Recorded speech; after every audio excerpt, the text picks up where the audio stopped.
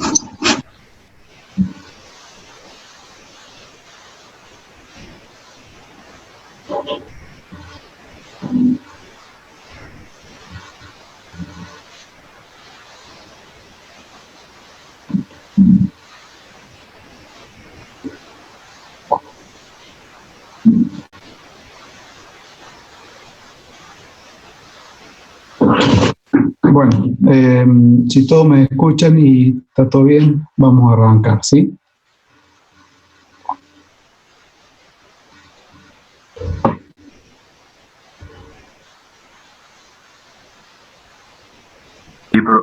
Sí, profe, sí se escucha. Okay. Bueno. Entonces, el trabajo práctico que vamos a ver hoy es el número 11, que corresponde a minerales y rocas industriales. ¿Cómo definimos a los minerales y rocas industriales? Como cualquier roca, mineral u otra sustancia de origen natural que tenga un valor económico, y hay que aclarar que se excluyen en esta clasificación a los minerales metálicos, combustibles y piedras preciosas que, digamos, integran otra categoría, tienen otros valores y otras utilidades, ¿sí? Si nosotros nos ponemos a ver la lista de minerales y rocas industriales, pues es extremadamente amplia. Aquí hay una lista, pero es apenas una parte de lo que nosotros podemos llegar a utilizar o que pueden entrar dentro de esta categoría, como son las arenas, perlitas, arcillas, sierras refractarias, boratos, talco, yeso, piedra, pómez, celestina y valentina, etcétera, etcétera, etcétera. Y después tenemos, que no está puesto aquí, todo lo que serían las rocas de aplicación, las rocas de ornamentación, como por ejemplo, siempre observamos una roca utilizada, por ejemplo, en una mesada de una cocina, de un granito o de un mármol, por ejemplo. Otra cosa que tenemos que tener en cuenta es que nosotros, como seres humanos, hemos utilizado todos estos minerales y rocas industriales desde el comienzo de la humanidad, en distintas aplicaciones y bueno, desde el inicio con un procesamiento mínimo y hoy en día con un grado de procesamiento más sofisticado en función del avance de la tecnología, ¿no? Bueno, hay que... Perdón. Hay algunos metales como la bauxita, por ejemplo, algunos depósitos como la bauxita que no tienen, que tienen un uso no metalúrgico, o sea que no se lo extrae para, no se utiliza para como metal, sino con otras utilidades. Entonces, a veces hay como una especie de dualidad, digamos, entre un depósito que puede ser utilizado para extraer un metal y en otros casos utilizado para fines industriales.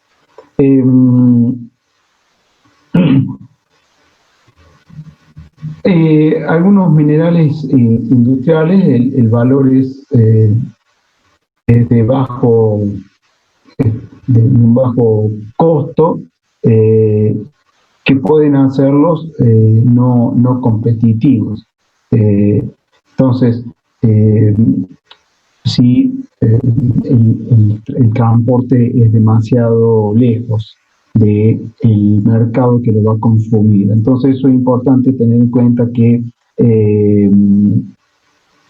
muchas veces es primero tener en cuenta cómo voy yo a insertar esa roca mineral industrial en el mercado y luego voy a pensar en qué depósitos tengo disponibles. Porque, como les mencioné, a veces el transporte puede ser demasiado caro y el valor del mineral o de la roca industrial es muy bajo, entonces nunca voy a obtener una ganancia económica, ¿sí? Que es el caso contrario de lo que ocurre con los metales y algunos minerales industriales, pero que tienen un alto valor unitario, que estos pueden comercializarse inclusive de manera internacional. Por lo tanto, ahí la cuestión del transporte no es un obstáculo para la explotación y comercialización de un mineral o roca industrial. En algunos casos, por ejemplo, con las rocas de ornamentación, por ejemplo, esas que se utilizan para revestimiento en los edificios, los pisos o las mesadas, etc. Normalmente eso suelen tener una distancia un poquito mayor, digamos, de lo que puede ser, por ejemplo, una cantera de áridos, acá en el río Vaquero, por ejemplo, porque, bueno, tiene un valor económico más elevado. Bien. Si miramos un aspecto geológico, la mayor parte de los minerales y rocas industriales tienen una extensión bastante amplia. Tomen, por ejemplo, el caso para que se entienda rápidamente a qué me refiero, los áridos para construcción. Normalmente la mayoría de las ciudades, de pueblos, están asentados muy próximos a un río, por lo tanto hay una buena disponibilidad de ese material porque hay una extensión, digamos, importante para encontrarlos. Normalmente tienen grandes reservas y normalmente también son de fácil acceso. Fácil acceso, un poco lo que referimos antes. Como a veces el valor económico es bajo, tiene que estar bastante próximo al mercado en donde se lo va a comercializar para que sea económicamente rentable. Desde el punto de vista económico, con respecto, siempre comparando muchas veces con lo que son las menas metálicas, hay una menor inversión para su explotación, son bastante más baratos de obtener, sí deben estar más próximos a los mercados de comercialización, como lo hemos mencionado ya, y algunos minerales especiales necesitan de un precio de mercado más alto que los metales, ¿sí? Entonces, en términos generales, desde el punto de vista económico, el beneficio que tienen las rocas minerales industriales es que hay un grado menor de inversión y son en general más baratos de obtener. Desde el punto de vista tecnológico, en general la gran mayoría necesitan menos procesamiento, también por esto mismo necesitan menos consumo de energía y otro aspecto importante de este tipo de explotación es que generan un menor efecto sobre el medio ambiente o hay un menor impacto ambiental de las actividades vinculadas con la explotación de esto. Pero al ser una explotación siempre generan algún tipo de impacto ambiental que, bueno, debe ser considerado antes de su explotación. Bien, el tema de la clasificación de las rocas y minerales industriales es bastante complejo. Yo no me voy a detener demasiado y me gusta esta que les voy a mostrar, aunque no es la única, como le decía, porque los clasifica a los minerales y rocas industriales en naturales, ¿sí? En esta categoría van a entrar, por ejemplo, boratos, carbonatos, óxidos, silicatos, alúminos silicatos, en fin, una serie de componentes que se procesan, se concentran y se suministran a los mercados de consumo tal como se encuentran en la naturaleza. O sea, no hay ningún procesamiento ni nada por el estilo que implique, ¿no es cierto?, incrementar los costos de producción y de explotación, etc. Por ahí lo que se suele hacer es modificar su concentración, fundamentalmente eliminando cualquier tipo de componentes o llamémosle en términos generales impurezas, ¿sí?, que modifiquen las propiedades y la utilización de esos minerales o rocas industriales, y también posiblemente algún tipo de selección por partícula, pero son realmente menor el procesamiento que se hace. Sobre todo no hay ningún tipo de procesamiento químico, por ejemplo, o de calcinado, etcétera, que se requiera para su modificación. Después tenemos los minerales industriales metálicos. En esta categoría se incluyen algunos minerales metálicos ferrosos y ferrosos, lo que son mena mineral, ¿sí? Y deben ser utilizados por la industria por sus propiedades físico-químicas. Por ejemplo, el rutilo y la ilmenita se utilizan para obtener el titanio metálico, pero también se utiliza para obtención de pigmentos blancos, para pinturas, para papel o para plásticos, que también podría ser el caso de el zircón para tener silicón metálico, y silicón, por ejemplo, para moldes de fundición, de metales de alta temperatura. Después tenemos los minerales industriales sintéticos, que en esta categoría vamos a agrupar a todos los minerales que son manufacturados con uno o más minerales industriales de los definidos como no metálicos y metálicos, ¿sí? Su manufactura es necesaria, ya que en general son escasos, por ejemplo, burita, periclasa o colindón, o sea, son minerales, por ejemplo, no son extremadamente abundantes, por lo tanto deben ser procesados. O, por ejemplo, su composición química natural tiene que ser modificada para ser utilizado posteriormente. Bien. Lo más importante a tener en cuenta es el uso que se le va a dar a los distintos minerales y rocas de acuerdo a la industria, digamos, que lo va a consumir. Ahí vemos un cuadro donde tenemos la sustancia, la mayoría son minerales o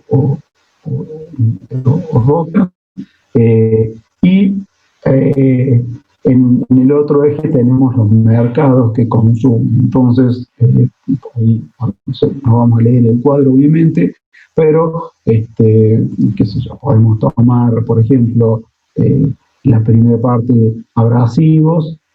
Fíjense que la bauxita se utiliza para abrasivos, o la piedra pómez, o también, no está puesto aquí, pero el granate es otro elemento que se utiliza como abrasivo. Entonces, lo que se puede ver es que distintos minerales pueden ser utilizados por distintas industrias con, por supuesto, distintos grados de procesamiento. Ahí vemos que la lista de mercados o industrias o procesos, como quieran llamarlo, que utilizan las rocas y minerales industriales es muy grande. Construcción, en metalurgia, en la industria química, en la industria farmacéutica, agricultura, para la construcción de vidrio, cerámica, para fundición, para pinturas, pigmentos, para papel, como para el medio ambiente, porque muchos o algunos, no muchos, algunos minerales y rocas industriales pueden ser utilizadas para remediación de algunas cuestiones ambientales, en electrónica, en los de perforación, y bueno, la lista es realmente extremadamente grande. ¿Sí? Bien. Vemos, por ejemplo, que las rocas pueden ser utilizadas, por ejemplo, como rocas de ornamentación. Ahí se ve en la imagen una cantera en la cual se sacan grandes bloques, a partir de los cuales se sacan placas que luego pueden ser pulidas o no, para generar, por ejemplo, revestimientos en una cocina o en un edificio. Digamos, la utilidad normalmente está como ornamentación. Para esto se tienen que hacer análisis previos, ¿no es cierto?, para ver si las rocas reúnen las condiciones. Como lo primero que a uno se le viene a la cabeza es que las rocas tienen que estar frescas, inalteradas, y que tiene que haber también grandes sectores en los cuales carezcan de la menor cantidad posible de plazas, de fisuras que permitan posteriormente sacar bloques como los que se ven en la imagen, y de ahí sacar placas de distintos tamaños que luego normalmente son pulidas. Después podríamos también mirar a las rocas como agregados pétreos o áridos, que es un material granular, sólido obviamente, e inerte, se busca, que está formado por supuesto por fragmentos de rocas o incluso arenas utilizados en la construcción.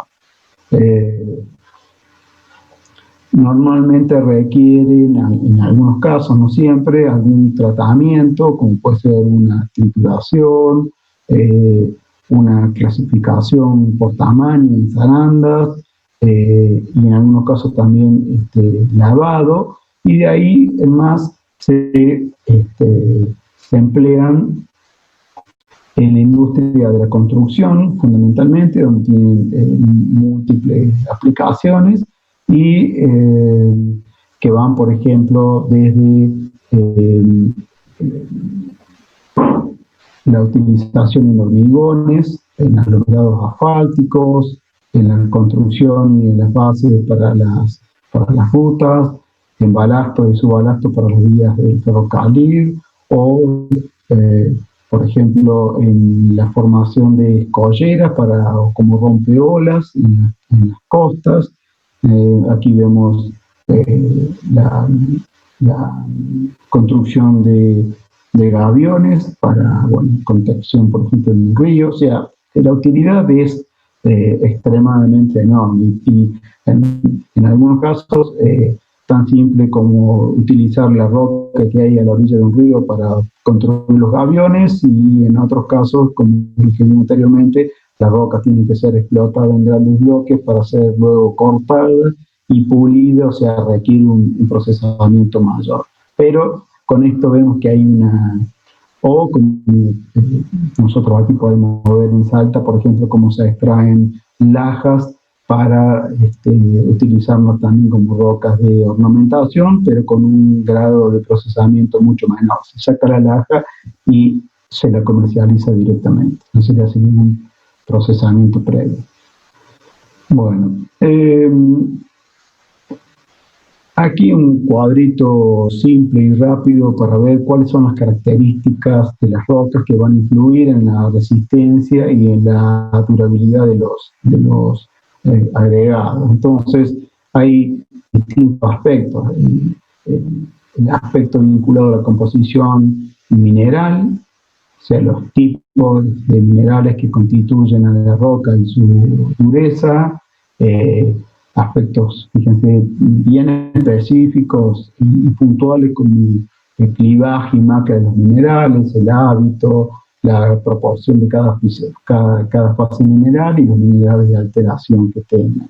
Después, de textura y microtextura de la roca, la disposición de los granos, forma, tamaño, si se observan microfisuras previas, ¿no es cierto?, y algún otro tipo de microestructuras asociadas a deformación o cuando la roca se formó. Y después, ya más específicamente, cuando tenemos el conjunto de agregados, cuál es la forma, cuáles son los tamaños, el tipo de la superficie y la proporción de cada tipo de agregado, ¿sí? Estos son los aspectos muy generales, obviamente, que se tienen en cuenta a la hora de utilizar los agregados. Y todo esto va a depender para cuál es su utilización. Por ejemplo, esto es se aplica mucho este tipo de análisis, no para hacer un gavión, para poner al lado de un río, pero sí, por ejemplo, para cuando se va a hacer un hormigón, para la construcción de una carretera o de una ruta o de alguna losa importante de edificios, etcétera. Ahí sí se hacen análisis muy detallados, porque con el tiempo sí puede haber una reacción entre el árido, o sea, el agregado pétreo, y el cemento, y generar con los años, por supuesto, algún tipo de debilidad y generar algún tipo de accidente por falla de estos hormigones. Vamos a ver ahora algunos ejemplos de rocas y minerales industriales, ¿sí? Por ejemplo, rocas y minerales industriales que se van a utilizar como filtrantes. Estos componentes filtrantes pueden ser sustancias que son naturales, o sea, no tuvieron ningún tipo de procesamiento, o están preparadas para que actúen con mayor propiedades, actúen como filtros para distintos tipos de líquidos. ¿Sí? Los naturales, por ejemplo, son las arenas y las diatomitas, y las preparadas, por ejemplo, las perlitas. ¿Sí? ¿Cuáles son las propiedades necesarias para los filtrantes? Bueno, formar una masa porosa y permeable, tener una baja área de superficie, una distribución correcta de las partículas, una baja retención, ¿sí? No ser absorbentes, ¿sí? Resistir el colapso bajo presión y disponible en un número de grados de tamaño variable, digamos. Por ejemplo, las arenas. Arena es una roca, digamos, un componente mineral muy común como filtrante, ya que se lo utiliza dispuesto en estratos horizontales con tamaños de granos decreciente.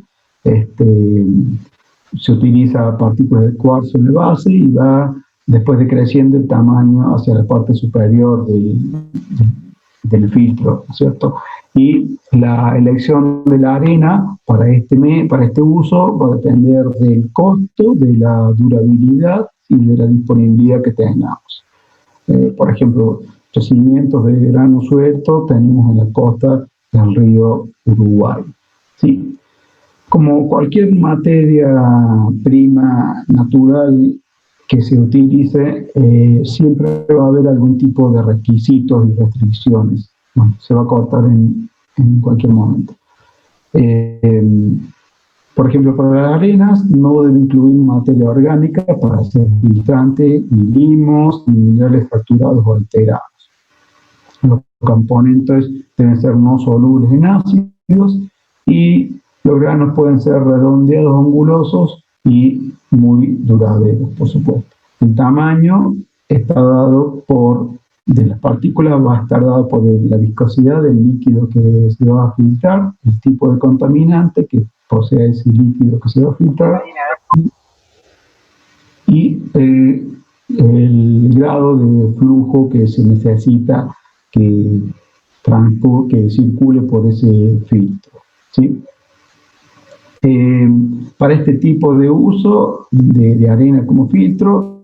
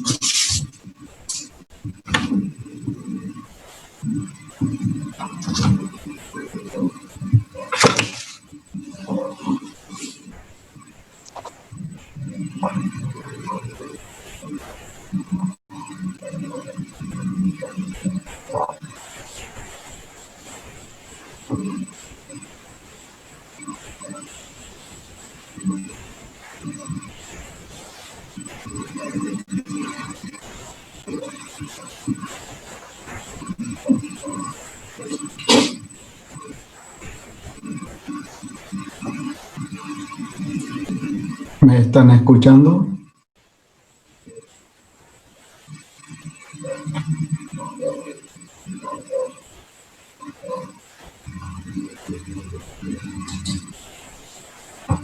Bueno.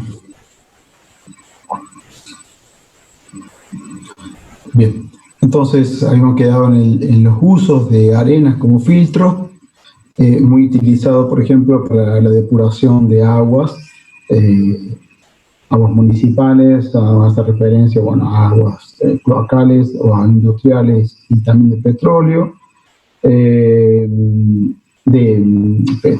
potable. Por ejemplo, en petróleo para rellenos de fracturas también se utiliza. ¿Sí? Otro ejemplo, el aluminio, en las bauxitas. La bauxita es una mena que tiene un alto porcentaje de alúmina no cristalina, que normalmente es terrosa, blanca, rojiza. Este término incluye una mezcla de minerales como gipsita, bohemita y diasporo. Aquí vemos una imagen de gipsita, que sería esto de color gris más oscuro. Y pueden derivar de cualquier roca rica en aluminio, aunque las más abundantes son las rocas ígneas ácidas, ¿sí? Las leucocráticas fundamentalmente, como por ejemplo una roca sienítica, una sienita que está constituida fundamentalmente por feldespato potásico, sería la roca madre, digamos, ideal para generar con un clima tropical lo suficientemente importante, puede llegar a terminar con el tiempo en depósito de bauxita, ¿sí? Por ejemplo, se puede partir en este diagrama sílice, aluminio, hierro, se puede partir desde la composición de un granito que está en la parte superior del diagrama y por distintos grados de meteorización puede ir lixiviando todos los componentes. Recuerden que el aluminio es altamente inmóvil, por lo tanto tiende a quedarse en la roca, mientras que el resto de los elementos tiende a escaparse, digamos, a ser removido, y finalmente llegamos a tener los depósitos de bauxita con contenidos importantes de aluminio, justamente por todo este proceso de lixiviación vinculado, ¿no es cierto?, a procesos de meteorización. Bien, usos, además de, como yo les había mencionado, de la bauxita, de ser una mena para aluminio metálico, lo que el uso industrial de la bauxita, por ejemplo, sería, bueno, purificación de agua, ladrillos refractarios, productos farmacéuticos, para carga de papel, en cerámica, en abrasivo, en procesamiento de petróleo, en la industria del plástico, retardantes de fuegos utilizados para en fábricas o también en alfombras, por ejemplo, ¿sí? Entonces, la utilización que escapa, digamos, al objetivo de la materia es tremendamente amplio, ¿sí? Lo que nosotros tenemos que tener en cuenta es que nosotros, como geólogos, somos los que sabemos dónde podemos encontrar a las rocas y minerales industriales. Sabemos cómo las podemos caracterizar, o sea, vamos a hacer los estudios necesarios para saber si esa roca o mineral, o si mineral, por ejemplo, está puro o contiene cantidades de otros minerales que pueden influenciar en sus propiedades para ser utilizadas en la industria. O sabemos que podemos hacer análisis químicos para ver el grado de pureza, digamos, que tenga y las impurezas del punto de vista geoquímico que puedan tener y que a veces son perjudiciales para la aplicación en distintos tipos de industrias. Y también nosotros como geólogos sabemos cómo podemos cuantificar, digamos, las reservas. O sea, podemos decir, bien, esta sustancia la puedo encontrar en tal lugar, tiene tal y cuales características que las hacen aptas para la utilización, y sabemos que tenemos un volumen, un tonelaje o una ley, como queremos verlo, pero que hay una cantidad lo suficientemente importante como para que cualquier inversión que se haga, ya sea simplemente tener una pala que cargue un camión, sea rentable, o sea, económicamente rentable para generar esa actividad. Después vienen otra serie de estudios que se escapan a nuestra formación y que es, por ejemplo, nosotros no sabemos cómo la industria farmacéutica va a utilizar la bauxita. Nosotros, como geólogos, sabemos todo lo que le mencioné anteriormente, ¿sí? Y después la industria de la farmacia hará lo que tenga que hacer para procesar la bauxita y utilizarla en la fabricación de medicamentos, etc. Bueno, las diatomitas sabemos que son rocas sedimentarias silíceas que consisten fundamentalmente de esqueletos fosilizados, de diatomeas. Bien, hay toda una serie de características con respecto al color, la dureza, que no vamos a entrar en detalle. Sí sabemos, para lo que nos interesa a nosotros como geólogos, que la mayoría de los depósitos son de origen lacustre, los de origen marino son menos numerosos, pero son más extensos, y sabemos que se generan en un ambiente sin participación clástica en la depositación, en aguas de baja salinidad y que están enriquecidas en sílice, y además son aguas frías. Y aquí vemos unas imágenes de cómo se vería en afloramiento un depósito de diatomitas en detalle, rocas de grano de color blanquecino y de grano, en tamaño de grano muy fino, ¿sí?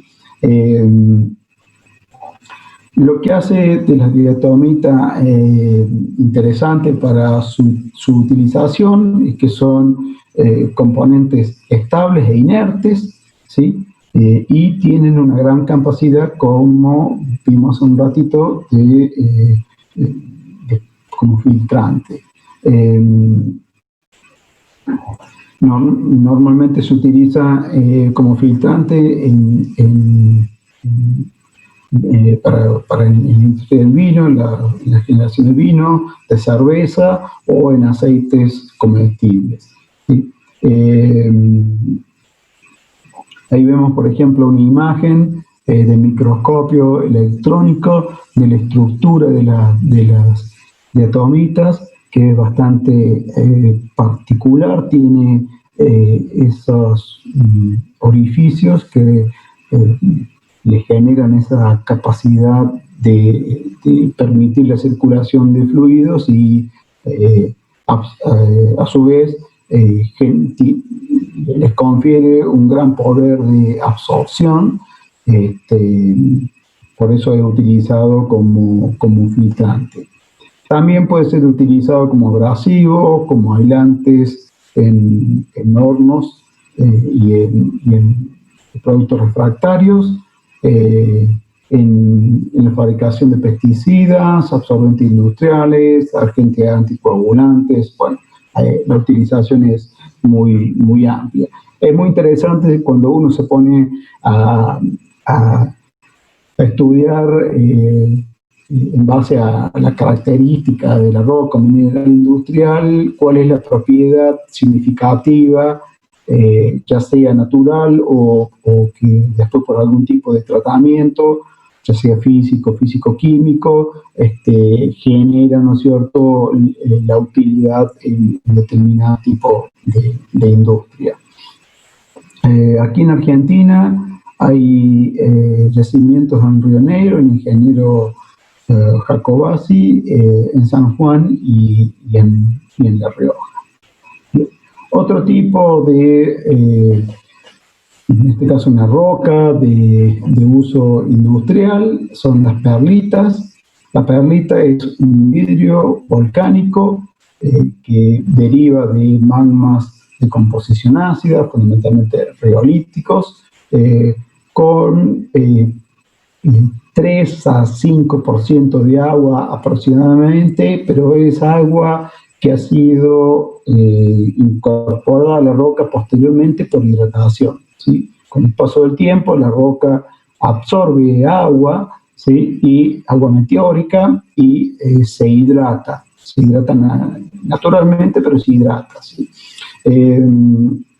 Acá vemos, por ejemplo, la composición, como le decía, riolítica. Fíjense, va entre 70 y 75% de sílice, entre 12 y 15% de aluminio. Después el resto de los elementos químicos es bastante bajo. Por supuesto, sodio y potasio, por la composición ácida, van a ser más abundantes que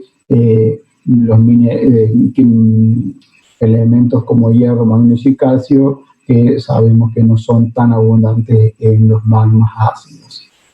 Esta es una imagen de una perlita. Esta es originada a partir de un domo. Y aquí vemos una obsidiana, restos de obsidiana, una masa de obsidiana que ha sido perlitizada, ¿sí?, transformada a perlita, ¿sí? Esto todavía es en estado natural, ¿sí? Lo cual nos indica que previo a este proceso de hidratación natural, nosotros necesitamos que haya habido una actividad volcánica de composición riolítica. Generalmente, típicamente tiene que ser una obsidiana, una roca libre de cristales, ya sean microlitos o fenocristales, ¿sí?, y que posteriormente es modificada por la adición de agua meteórica.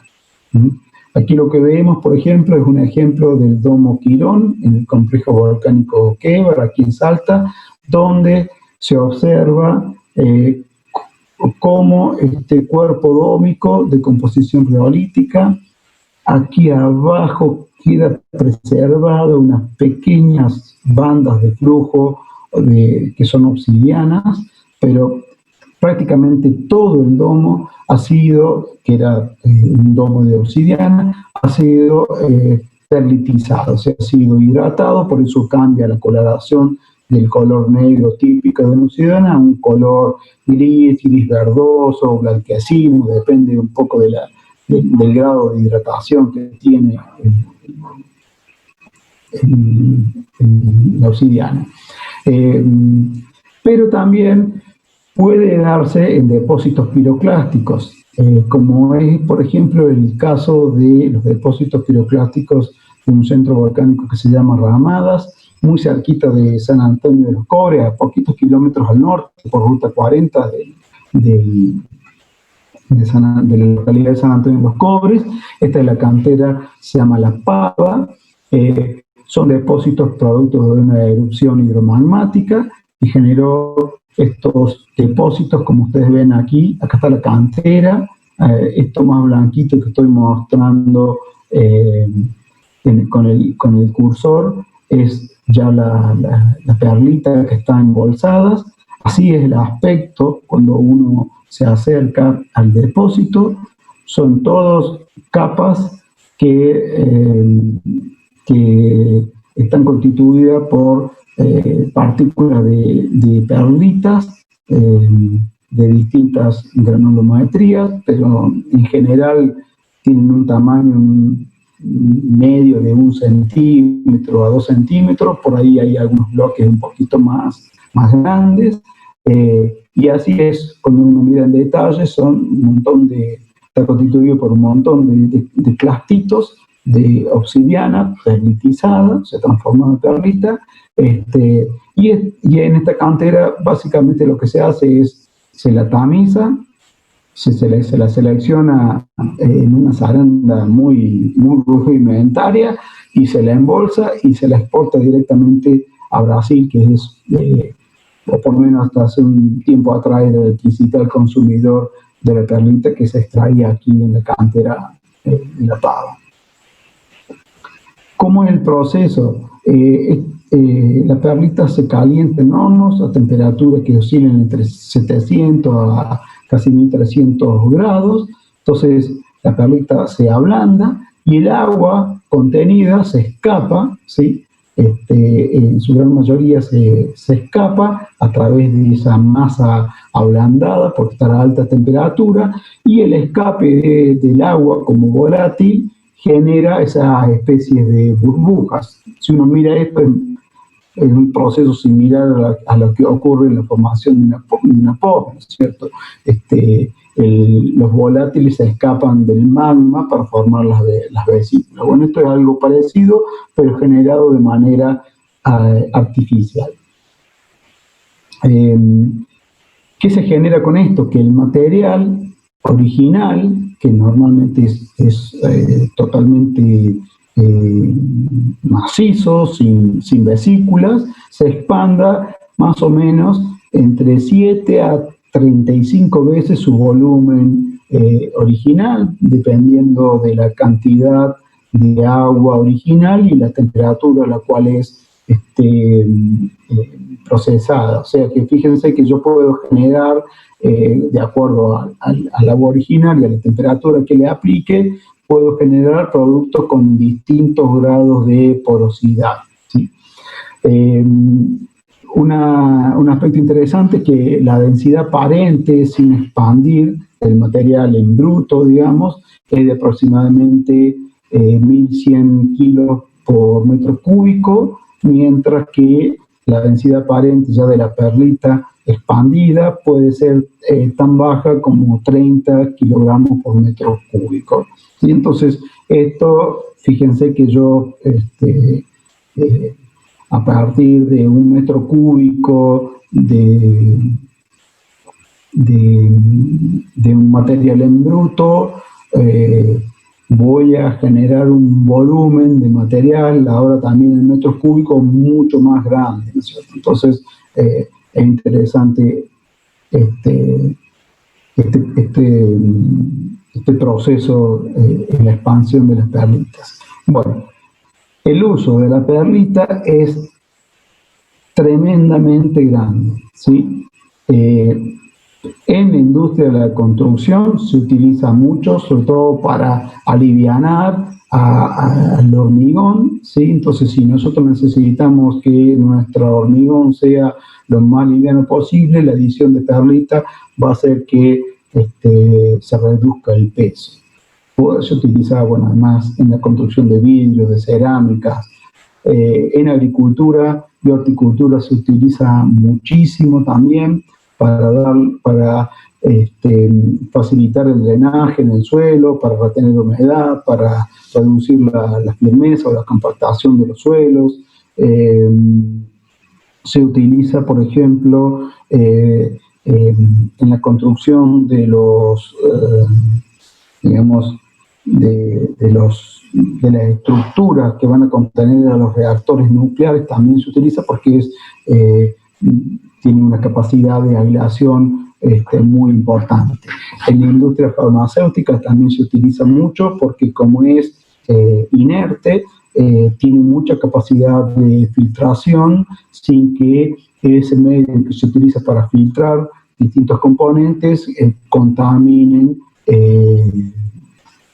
a los componentes que se van a utilizar finalmente para generar medicamentos. Bien, productores mundiales más importantes son Estados Unidos y Grecia. Grecia en algún momento estuvo en la cabeza de la producción a nivel mundial, y aquí en Argentina tenemos y en Salta en particular tenemos el distrito Ramada, con la explotación ahí en ese centro volcánico de perlita.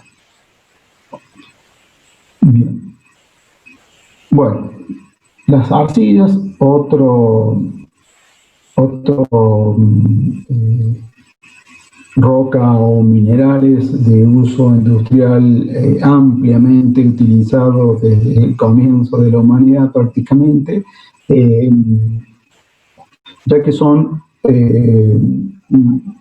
volumétricamente muy abundantes, ¿sí? Generadas a partir de meteorización, fundamentalmente de rocas leucocláticas, o sea, rocas que tengan elevados contenidos de aluminosilicatos como feldespatos. Normalmente,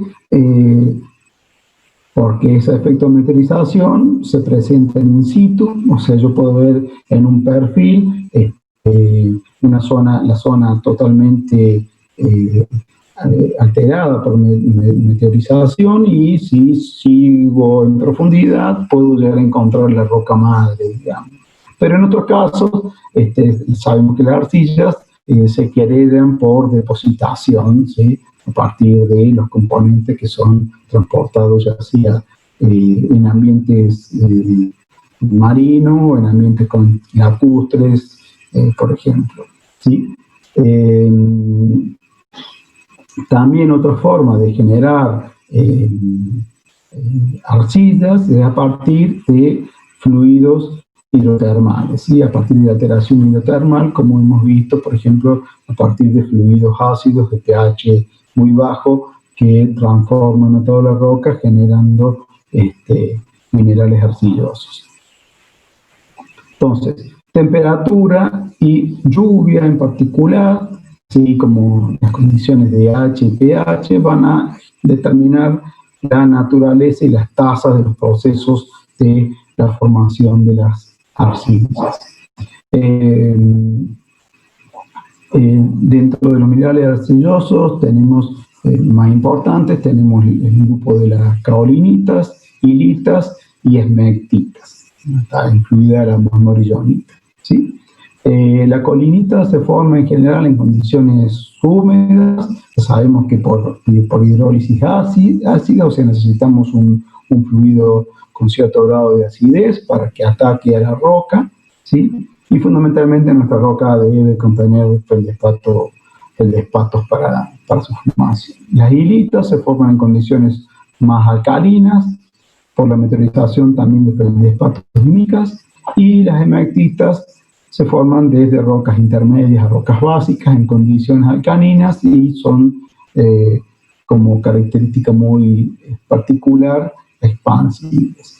Bien, aquí a modo de ejemplo pongo cómo se ve el microscopio electrónico, porque la verdad que no hay otra forma de poder ver más o menos cómo son estos minerales, si no es a través del microscopio electrónico, y vemos que cada uno tiene sus características microscópicas que permiten diferenciarlas, digamos, además de, bueno, cuestiones estructurales y químicas. Bien,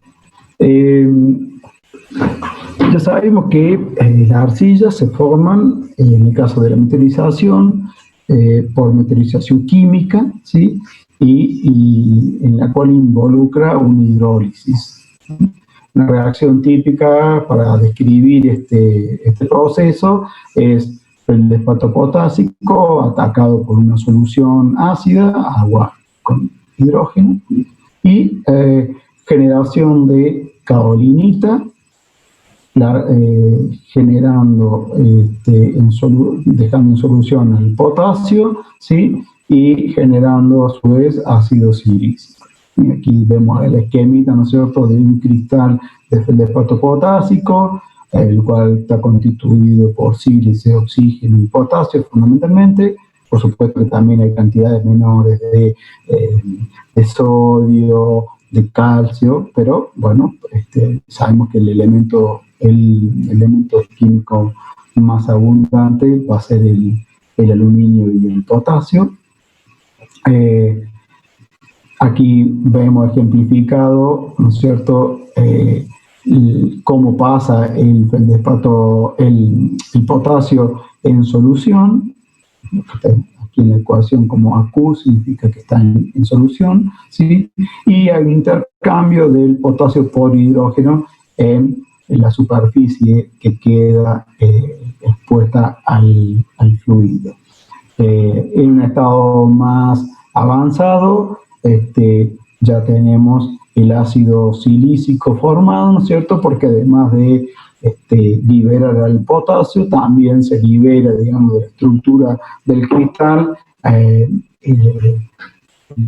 los tetraedros de silicio y oxígeno para formar finalmente ácido silícico. Si este es el principio de la metrización. Luego, si esto fuera mucho más intenso, podemos llegar finalmente a quedarnos con el aluminio para formar las bauxitas, por ejemplo. Bien, ahora, las arcillas como una materia prima para uso industrial, el 90% de su utilización es para materiales de construcción y agregados. Y hay un 10% que va para otras industrias, como la industria del papel, del caucho, pintura, etc. Un montón de utilizaciones. En términos generales, al primer tipo, o sea, al más abundante para materiales de construcción y agregados, se denominan arcillas cerámicas, arcillas para la construcción o arcillas comunes. Normalmente estas arcillas están compuestas por hilita y esmactitas, además de otros minerales no arcillosos como carbonatos, cuarzo, entre otros más. Y como mencionamos, son muy utilizados en construcción y agregados. Al segundo tipo, que ya tienen características un poquito más particulares, que ese 10% que mencionamos al principio, son las arcillas especiales, y que están constituidas fundamentalmente por un solo tipo de arcilla. Entonces ya las características, todas las propiedades necesarias se restringen pura y exclusivamente a la característica de ese mineral. Por ejemplo, podemos dividir estas arcillas especiales en caolines y bentonitas, ¿sí? Ya cada uno va a tener sus características particulares. Vamos a mirar solamente la bentonita para escoger solo uno, ¿sí?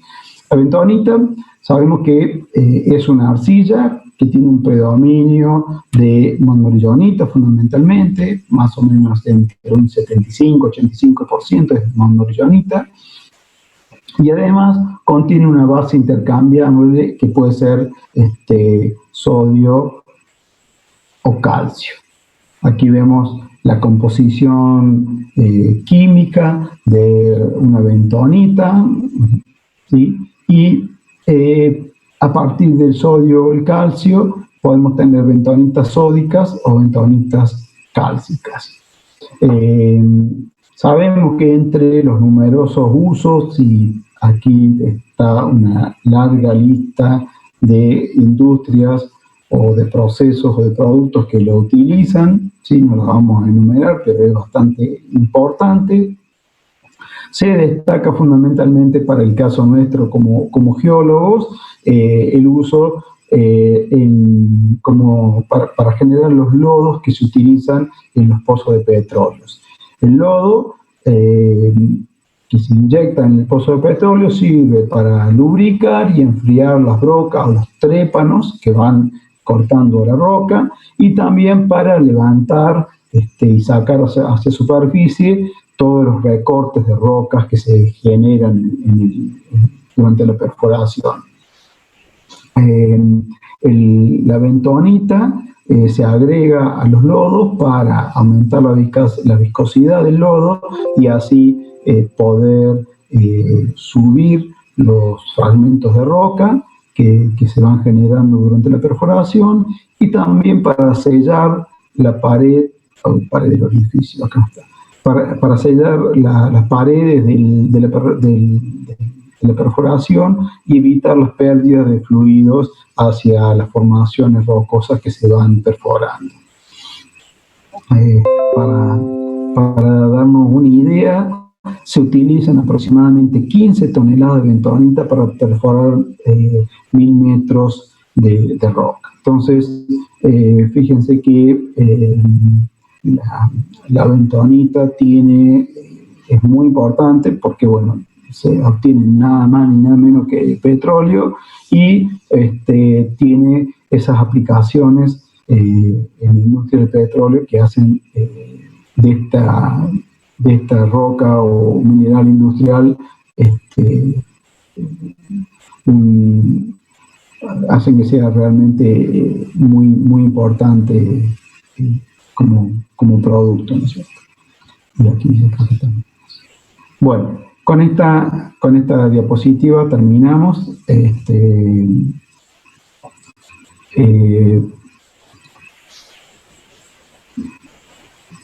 Esto es un pantallazo muy, muy, muy general de lo que son las rocas y minerales industriales y su utilización.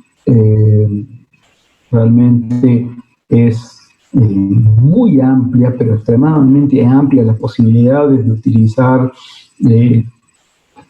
compuestos geológicos, llamémoslo así, para nuestra vida. Los requerimientos de minerales y rocas industriales es cada vez mayor, pero también cada vez mayor son las especificaciones que se necesitan, porque el grado o el avance tecnológico hace que se requieran componentes cada vez más puros, y de esa manera esto hace que nosotros como geólogos tengamos que salir a buscar estos componentes geológicos que paralelamente también van siendo cada vez más escasos, porque muchos de estos son no renovables. Entonces, bueno, es como les digo, un pantallazo general. Yo les envié por mail esta presentación y las actividades que vamos a desarrollar. No es nada complejo. Básicamente, a mí lo que me interesa es que ustedes traten de hacer ese trabajo práctico con el objetivo de, bueno, visualizar dónde tenemos nosotros en nuestro país estos recursos, cuál es su génesis y las características que lo hacen utilizables como productos industriales. Bueno, no sé si tienen alguna consulta, alguna duda.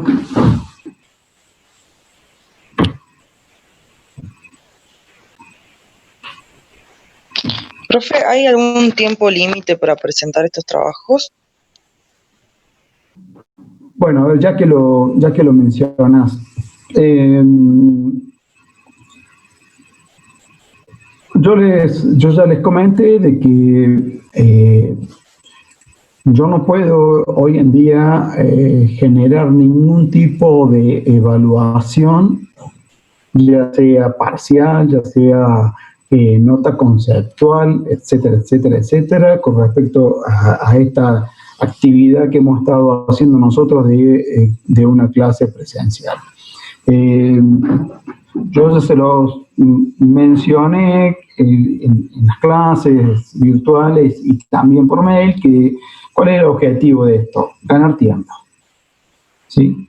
Que ganen tiempo ustedes y que ganemos tiempo todos, en definitiva. ¿Por qué? Porque si ustedes en el número que vienen participando de las clases, que es bastante elevado. Y si ustedes desarrollan los trabajos prácticos, cuando nosotros volvamos a clase, vamos a restringir el tiempo que nos hace falta para dar el contenido de la materia. Me están quedando solo 2 temas, pero eso los voy a dar cuando estemos en clase presencial, ¿sí? Pero si ustedes generan desarrollan los trabajos prácticos para ustedes mismos y para mí va a ser mucho más fácil después al momento de la instancia final de la evaluación. Lo que a mí más me interesa es que el tiempo disponible ustedes pueden estar en contacto con muestras, porque, a ver, podemos hablar de manera virtual, podemos mostrar imágenes y demás, pero si nosotros podemos tocarlas, las muestras, mirarlas y discutirlas, eso es lo que a ustedes los va a enriquecer el día de mañana como geólogos, ¿sí? Por lo tanto, yo sugiero que ustedes traten de hacer los trabajos prácticos, traten de entregarlos, vamos a dedicarle quizás 2 o 3 clases, ya lo vamos a evaluar eso dependiendo del tiempo que dispongamos cuando volvamos para trabajar sobre estos trabajos prácticos de manera presencial y destinar la mayor parte del tiempo posible para trabajar con muestra de mar. Ahora, sí les digo que es muy importante que ustedes hagan esto. ¿Por qué? Porque no sabemos cuándo vamos a volver y cómo vamos a volver.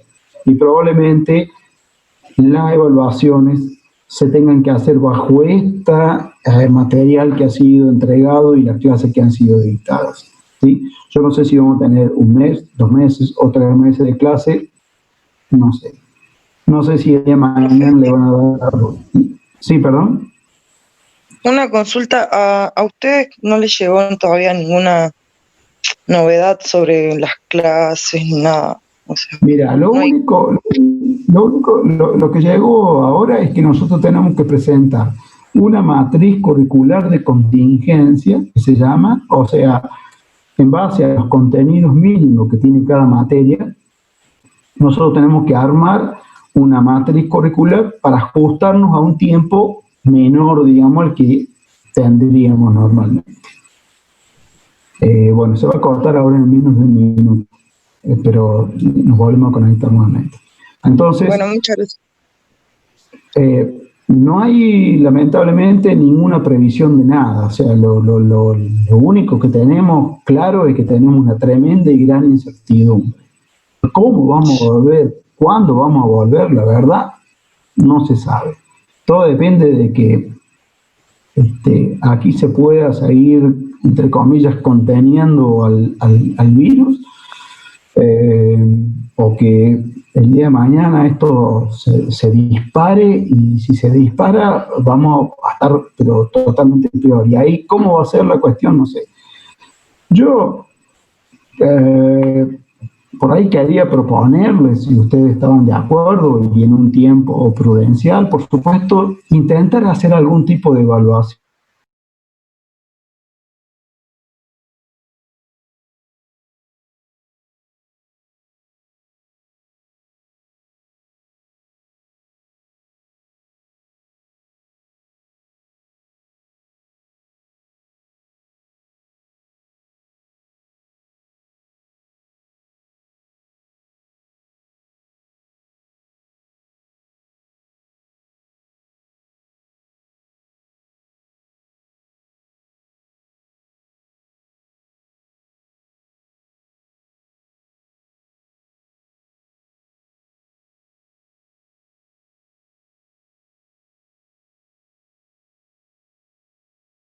Esperemos que se vuelvan a conectar todos.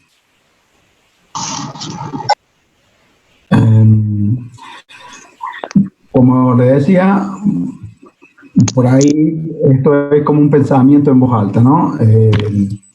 de intentar generar algún tipo de evaluación escrita, ¿no es cierto? Y que ustedes, a modo de un parcial, digamos, ¿sí? Parcial que no sería presencial.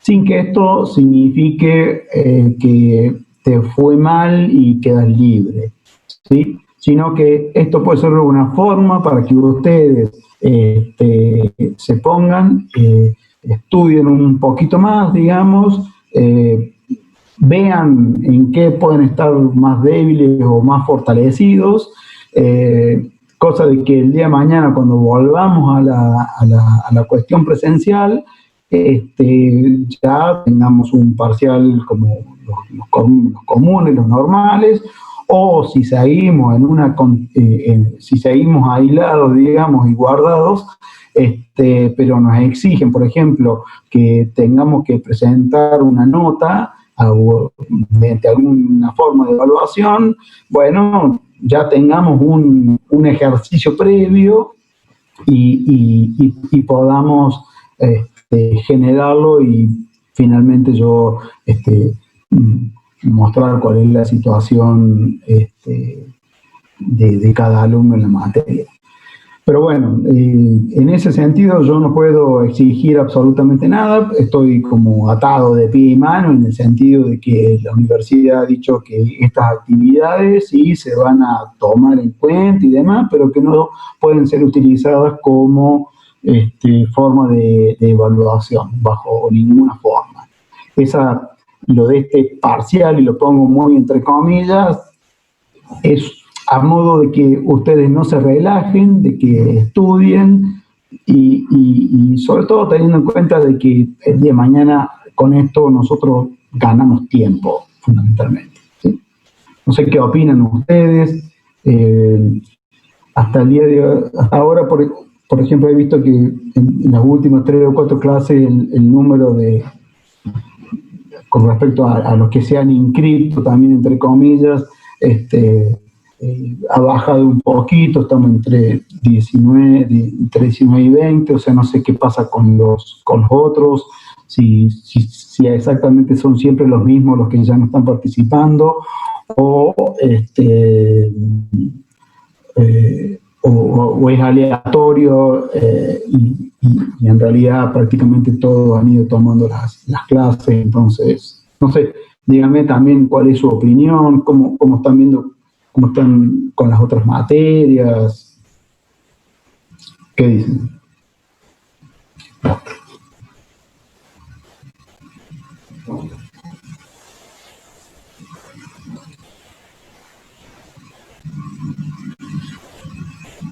Hola.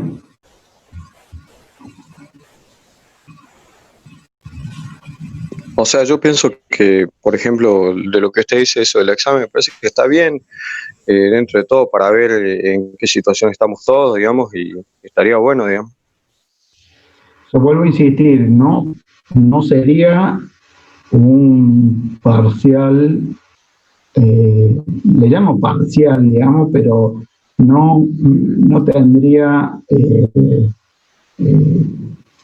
el efecto evaluador, digamos, de poner una nota y ver, bueno, te sacaste un 4, estás libre. No tendría ese sentido, tendría más bien un sentido de ver qué ustedes fueron afianzando, porque la verdad que para mí se me hace muy difícil, más allá de ver cómo han ido haciendo algunos prácticos, algunos que, bueno, algunos han entregado y hay como una mayoría que no. Hay un montón de dificultades por mi lado para saber realmente el impacto de estas clases y por otro lado yo puedo saber cuál es el grado de dificultad que tenga cada uno para ponerse y hacer las cosas, porque puede haber problemas desde índole familiar, digamos, hasta laboral, etcétera, etcétera, que hacen que o no disponer de la computadora. Bueno, en fin, hay un montón de circunstancias que hacen que esto sea bastante complicado. Celeste, no pensé en una fecha de nada, porque la verdad es que todavía no no quería hablar con ustedes a ver qué opinan, porque si ustedes dicen, bueno, sí, estamos el 100%, estamos de acuerdo, bueno, si no está el 100% de acuerdo, yo no lo voy a hacer, digamos, porque, a ver, si de acá sale, no, el profe de yacimiento nos toma un parcial. Esto puede ser un problema si llega a oídos de las autoridades y demás que digan, ¿cómo que tomaste un parcial? ¿Por qué tomaste un parcial? No podés tomar un parcial, ¿se entiende? Entonces, yo incluso si le distribuyo algo por mail, por ejemplo, no le pondría parcial, ¿sí? Le pondría, vamos a ver qué saben, y nada más, ¿se entiende? Entonces, le llamo parcial por una cuestión de lo que estamos acostumbrados nosotros, de que el parcial es una forma de evaluación, pero sería una forma de evaluación no vinculante a nota, digamos. ¿Sí? Básicamente el objetivo sería, miren, tenemos un porcentaje bastante elevado que le fue muy bien y tenemos un porcentaje de tanto por ciento que no pudo responder bien las preguntas. Ahora, yo no puedo vincular esa evaluación a una nota y a una condición final porque primero hay un montón de cosas que no estoy dando y segundo, no está permitido. ¿Está? Bueno, así que, no sé, esto es una cuestión que tenemos que quedar todos de acuerdo. Como les digo, no va a tener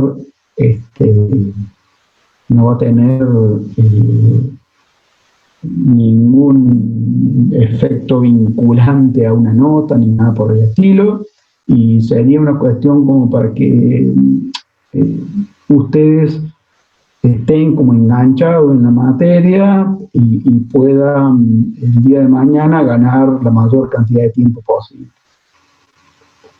Claro, lo que yo vi más o menos en otros cursos, por ejemplo, que, o sea, nos tiraban preguntas más o menos así relacionadas a algunos temas puntuales y te daban un intervalo de tiempo, no sé, 2 días o 3 días, ponerle, y bueno, y después se cerraba y como que no lo podías enviar después, y bueno, pero después se daban los resultados y después lo podía volver a reenviar, más o menos arreglando lo que habías hecho mal, digamos. Eso también está bueno porque de alguna forma vos corregís tus errores, ¿me entendés?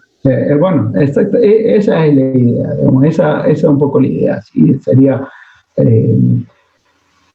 mandar algo, quizás, no sé si en tanto tiempo, porque bueno, a ver, en esto tiene que haber un compromiso de cada uno, de que puede consultar todo lo que quiera, pero la idea sería, che, pasame la 4, ¿se entiende eso? La idea sería que ustedes, porque bueno, si ustedes hacen eso, lo pueden hacer, y sí, lo pueden hacer porque yo no puedo controlarlo a ninguno de ustedes, salvo que ideara una forma de que ustedes respondieran virtualmente a algo y que yo pudiera ver la respuesta en tiempo real. No me voy a poner con eso porque primero no tengo ganas y segundo no lo sé y me parece una... Sí, obviamente tiene que haber un compromiso por parte de ustedes de decir, yo me autoevalúo, no el profe me evalúa, yo me autoevalúo. Que eso es fundamentalmente lo importante. A ver, yo siempre digo lo mismo, el alumno que está en la universidad no está porque alguien le puso una pistola en la cabeza y andé estudiado, te rajo la cabeza. No, están todos aquí estudiando porque quieren ser profesionales y el día de mañana ganarse la vida con esto, ¿no es cierto? Entonces, no voy a decir que el yacimiento es la materia más importante de la carrera, pero la pucha que sí tiene una salida laboral importante para muchos geólogos. Por lo tanto, sobre que tenemos espantosas restricciones de todo tipo antes de la pandemia y ahora durante, estamos peor todavía porque no nos podemos ver ni la cara. Entonces, si nosotros hacemos, o cada uno de ustedes, lo que le corresponde a ustedes, hacer un esfuercito, así como hice el esfuerzo yo de preparar la mayor cantidad de material posible para que se entienda cada tema en lo mejor posible, para que cuando volvamos ganemos tiempo. va a ser un beneficio para todos. Pero bueno, fundamentalmente el beneficio que yo miro es beneficio para ustedes, digamos.